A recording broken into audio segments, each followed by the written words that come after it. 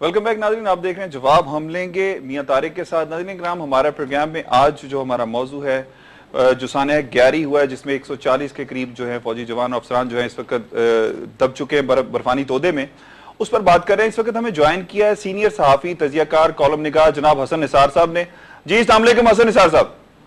جی وعلیکم السلام۔ حسن نثار صاحب، یہ ایک بہت بڑا سانحہ ہوا ہے، ایک افسوسناک سانحہ ہے جس میں 140 کے قریب جو فوجی جوان، افسران اور سویلین بھی جس میں شامل ہیں وہ برفانی تودے میں دب گئے ہیں۔ اب ان کے بچنے کی امید شاید نہیں ہے کیونکہ جو وقت اتنا گزر چکا ہے۔ کیا کہیں گے اس پر؟ دیکھیں، پہلی بات تو یہ ہے کہ یہ ملک اگر بدن کی طرح ہے تو پاک فوج اس میں روح کی طرح ہے۔ یہ جو قربانیاں دیتے ہیں جنرلز جنہوں نے اپرچونزم کی اس ملک میں، وہ ان کو چھوڑ کے باقی تو یہ وہ بچے ہیں جو جنرلی ایک ایسے پیشے کا انتخاب کرتے ہیں اس ملک کی حفاظت کا، جس میں زندگی اور موت کے درمیان لائن ڈرا کرنا بہت ہی تھن لائن ہوتی ہے، ٹھیک ہے نا؟ تو یہ دعا تو یہی ہے جی، اور پاک فوج خود بھی کوشش کر رہی ہوگی کہ ایک ایک بچہ ان کا محفوظ رہے جی، لیکن خدا نہ خواستہ اللہ نہ کرے اگر یہ ہو بھی جاتا ہے تو یہ شہادت کا رتبہ ہے۔ اور وہ جو ہمارے تو فلسفی یہ ہے کہ شہید کبھی نہیں مرتا، بے شک یہ ہمارے خوبصورت اور نامور بچے ہیں، جی، اللہ انہیں اپنی امان میں رکھے۔ لیکن اگر یہ اللہ کو بہت ہی زیادہ پیارے تھے اور وہ اللہ پاک نے ڈیسائیڈ کیا قبل از وقت ان کو بلانے کا تو خیر ہے۔ میں جو لوگ جو کہتے ہیں نا بے وقت موت، جی جی، تو میں اس پہ اعتراض کیا کرتا ہوں کہ اللہ معاف کرے، اللہ معاف کرے، ہر ایک کو اپنی امان میں رکھے۔ جی جی، کوئی موت بے وقت نہیں ہوتی، قادر مطلق نے اپنا فیصلہ کرنا ہوتا ہے۔ اللہ ان کو امان میں رکھے، ورنہ یہ ہمارے ہیروز ہیں، جی، تھے اور رہیں گے۔ بے شک۔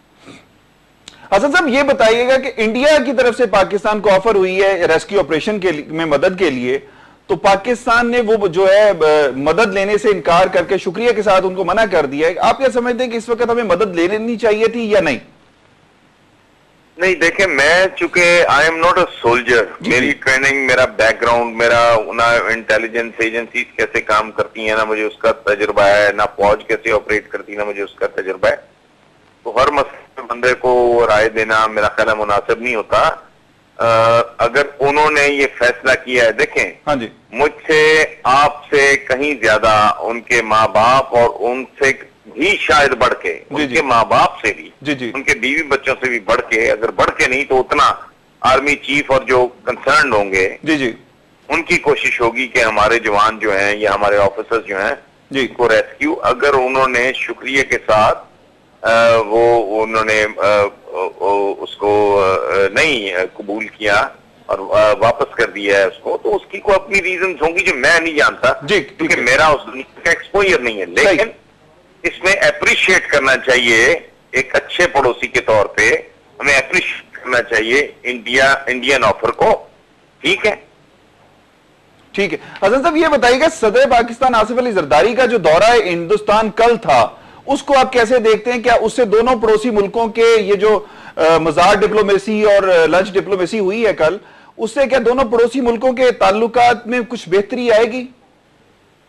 دیکھیں، یہ تو میں نہیں جانتا کہ اس کے نتیجے میں کیا ہوگا، لیکن ہونا چاہیے۔ دیکھیں، یہ جہالت کی انتہا، دونوں ملکوں میں نفرت کا کاروبار کرنے والے وہاں کچھ اس طرح کے جنونی موجود ہیں جو پاکستان کے ساتھ نفرت کو انڈسٹری بنا کے اس سے مائلیج لے رہے ہیں۔ اسی طرح کے جنونی اب نارمل ریٹارڈڈ لوگ پاکستان میں موجود ہیں۔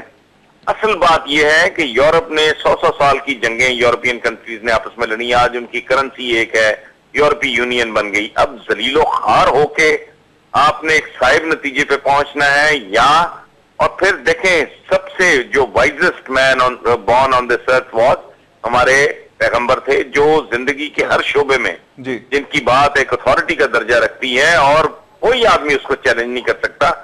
انہوں نے بھی جب پڑوسی کے حقوق بیان کرنے شروع کیے تو صحابہ سوچ میں پڑ گئے کہ کہیں جائیداد میں حصہ ہی نہ رکھنے۔ صحیح۔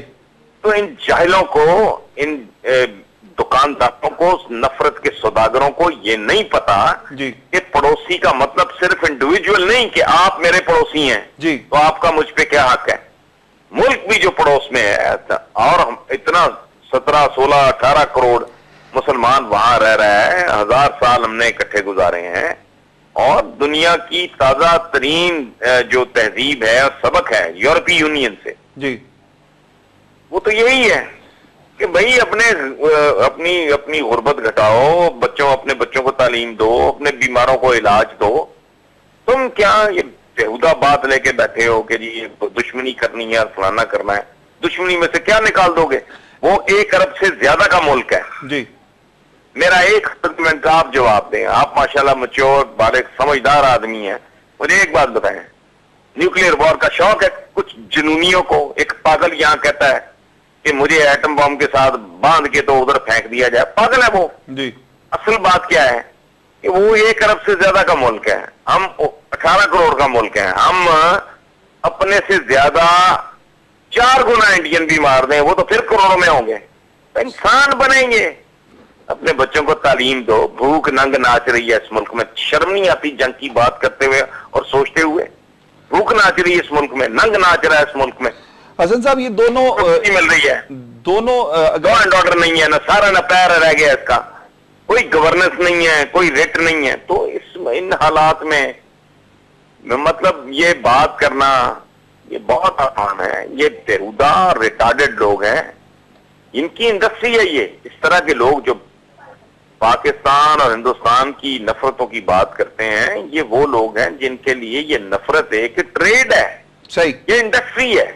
सो अगर सदर साहब गए हैं तो बहुत अच्छी बात, इसका मुस्बत नतीजा निकले। ठीक है हसन निसार साहब, बहुत शुक्रिया आपने हमें ज्वाइन किया, आपके बड़े मशकूर जी। हसन निसार साहब का कहना है कि दोनों मुल्कों के दरमियान जंग नहीं होनी चाहिए, दोनों मुल्कों को सोचना चाहिए। वही बात जो आपने पहले कही कि दोनों मुल्कों को अब तय कर लेना चाहिए कि वो सियाचिन का हो या पाकिस्तान हिंदुस्तान के जो पड़ोस की जो पूरी सरहदें हैं उनको अगर देखा जाए तो क्या समझते हैं हसन साहब की बात के बाद कि हमें किस तरफ जाना चाहिए, दोनों मुल्कों को क्या देखना चाहिए? हमारी जो पॉलिटिकल लीडरशिप है, हमारी जो फौजी क़यादत है दोनों मुल्कों की, उनको क्या तय करना होंगे? कुछ अखलाकियात तय करनी होंगी कि अच्छे पड़ोसियों की तरह किस तरह रहना पड़ेगा? देखिए जी, मैंने तो आपको पहले बता दिया कि हमें 10-15 साल के लिए एक जंग न करने का मुआहदा करना चाहिए। हमारा जंग कश्मीर का बहुत अहम मसला है और कश्मीर अक़वाम मुत्तहिदा के करारदादों के ऊपर है, ठीक है, समझिए। सही। और मैं समझता हूँ कि चाइना ने हांगकांग को आज़ाद करने के लिए जंग तो नहीं लड़ी थी, सही, उसने इंतजार किया, और जब उसकी बात वक्त आया जो एग्रीमेंट था उस पर वो आज़ाद हो गया, सही। इसलिए मैं समझता हूँ, मैं बिल्कुल हसन निसार साहब के कुछ बातों से इत्तेफाक करता हूँ। सही। मेरे कायद ने सबसे पहले कहा था कि आप एटम बम जब बना रहे हैं किसको मारेंगे? एयर मार्शल अजहर खान ने इसकी मुखालफत की थी, तो कई लोगों ने कहा कि जी ये तो एजेंट है उनका। वो कहता था नहीं, पड़ोसियों के साथ बड़े करीबी तल्लुक रखने चाहिए। ये भी तो देखा जाए ना, अगर ये सर्कमस्टांसेस अगर हम देखें, आपकी बात बिल्कुल ठीक है अपनी जगह, लेकिन अगर हम ये देखें इसराइल, अमेरिका और भारत का जो गठजोड़ है, जो कभी किसी भी सूरत में पाकिस्तान को बर्दाश्त नहीं करते, पाकिस्तान के खिलाफ कॉन्स्पिरेसीज में, इवन हमारा बलोचिस्तान इस वक्त जो जंग का एक खोलता हुआ जो लावा बन चुका है, इसी तरह गिलगित बल्तिस्तान जो बन चुका है, क्या समझते हैं कि पाकिस्तान अगर एटमी कुव्वत ना होता तो क्या हम इस तरह महफूज रहते? मेरे भाई, आपने अपनी एटमी कुव्वत के बजाय आप बलूचिस्तान के कू की, गिलगित बल्तिस्तान के कू की आपको जिम्मेदारी थी, आपने वो नहीं दी। आपने सारी चीज इस्लामाबाद को मजबूत किया, आपने पाकिस्तान को मजबूत ही नहीं किया। हाँ, आपने पाकिस्तान को मजबूत ही नहीं किया। पाकिस्तान को मजबूत करने का वाहिद तरीका यह था कि आप इस मुल्क के अंदर 4 अमूर मरकज में रखते हैं, खजाना, खारजा, दिफा और मवासलात। बाकी के तमाम क्षेत्रों में तकसीम करते और इस मुल्क से आप 18 इंतजामी सूबे बनाते। सही। आप वो तो नहीं कर रहे हैं जो दुनिया कर रही है। मैं एक चीज देखता हूँ, हमारे यहाँ हम देखते हैं कि हमारे यहाँ पॉलिटिकल मूवमेंट जिस तरह बढ़ रही है, जिस तरह तेज हो रही है।